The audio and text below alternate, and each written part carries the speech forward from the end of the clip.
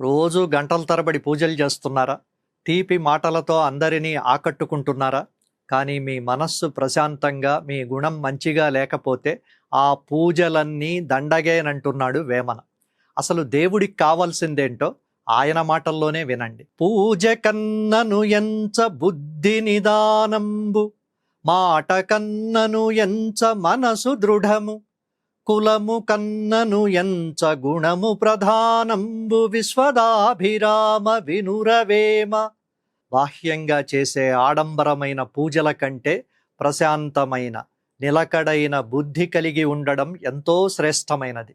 పైకి తీపి మాటలు మాట్లాడడం కంటే ఏ కష్టం వచ్చినా కలవరపడని దృఢమైన మనస్సుండడం ముఖ్యం. అలాగే మనం పుట్టిన వంశం లేదా కులం గొప్పదనం కంటే ఒక మనిషి కలిగి ఉండే మంచి గుణమే అన్నిటికంటే ప్రధానమైంది. వేమన శతకంలోని ఈ ఆలోచన నేటి ఆధునిక జీవన శైలికి ఎంతో అవసరం.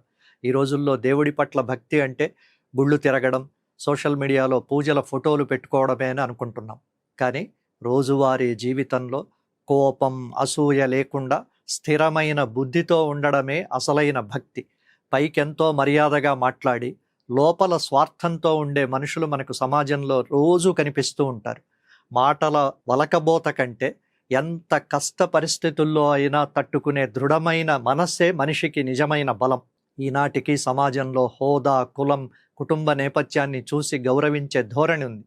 కానీ కార్పొరేట్ రంగానికైనా, సామాజిక సంబంధాలకైనా మనిషి హోదా కంటే అతడి వ్యక్తిత్వం, క్యారెక్టర్, నైతిక విలువలు, ఎథిక్స్ అవే ప్రామాణికం. ఇలాంటి మరిన్ని వీడియోల కోసం ధాత్రి టీవీని సబ్స్క్రైబ్ చేసుకోండి. ఫేస్బుక్, ఇన్స్టాగ్రామ్, ఎక్స్లో ధాత్రిని ఫాలో కండి. మీ విలువైన అభిప్రాయాలను కామెంట్లలో పోస్ట్ చేయండి.